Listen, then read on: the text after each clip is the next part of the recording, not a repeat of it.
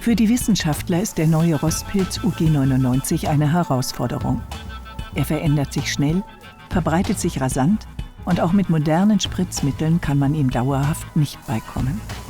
Aber das muss man auch nicht. Der Weizen hat etliche solcher Begegnungen schon überstanden und im Laufe der Evolution seine eigenen Abwehrmechanismen entwickelt. Die liegen in den Genen. Und immer wenn ein neuer Schädling auftaucht, gibt es irgendwo auch ein Gen oder eine Kombination von Genen, die ihn in Schach halten. Diese Gene muss man nur finden. Selecting the best plants, not only the resistant ones, but the ones that have in my opinion, the advantage in the yield potential.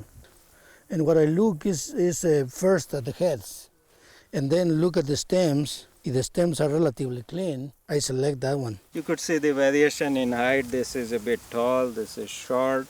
Even very quickly you might be able to see the length of the spike, the fertility, how many grains. So if I put, let's say, this one from here and put next to this one, okay?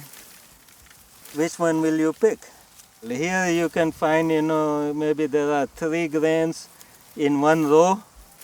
Here 1, 2, 3, 4 grains. So obviously it's going to give you much more yield than this one. So I would not bother picking that one when I have good ones here. Those ones which do not have tape, they will not be harvested. So the plants with tape are the good ones to advance to the next generation. This is a very nice plant, by the way, and it was already selected as a blue tape, so I'm leaving it. Hunderte von Kreuzungen sichten die Züchter jedes Jahr. Tausende von Pflanzen. I enjoy it. I enjoy. Why? I enjoy it because at the university I did agriculture, so I'm proud of doing this. Yeah, and I love field work. I don't like sitting in the office. I don't like office work. I like field work. When you see among dead plants nice green plants, it gives you hope. That's what it is, that something better will come out of this. And I think that hope keeps you moving. I think most people here, they enjoy. The entries, they're at least somehow resistant to the disease here. You can look at the stems. You can see the stems, they are clean. Yeah.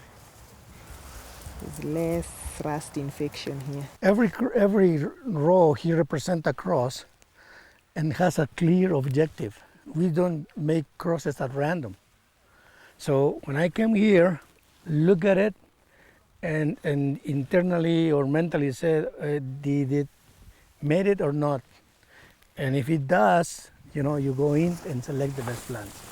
Later on, I will come with the book and mark those crosses that actually look, let me use the word beautiful, okay? Although probably they are not, it depends who look at it. Some of them perform very well, highly resistant, and some of them probably don't reach the level of resistance we wanted.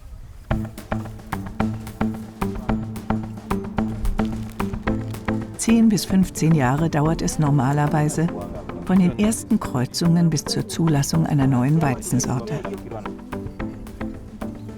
Mit modernen Methoden wie molekularen Markern lässt sich die Zeit auf etwa 7 Jahre reduzieren. Aber im Wettlauf mit dem Pilz ist das immer noch eine lange Zeit und die Arbeit bleibt mühsam.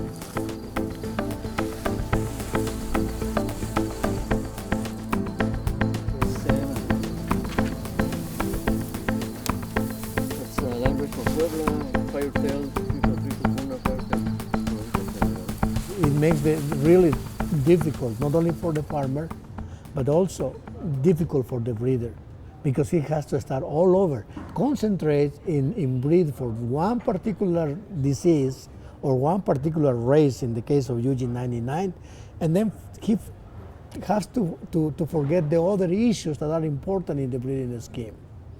So no more breeding for yield potential, quality, adaptation, because he has to solve the number one problem at that time, that is rust resistance.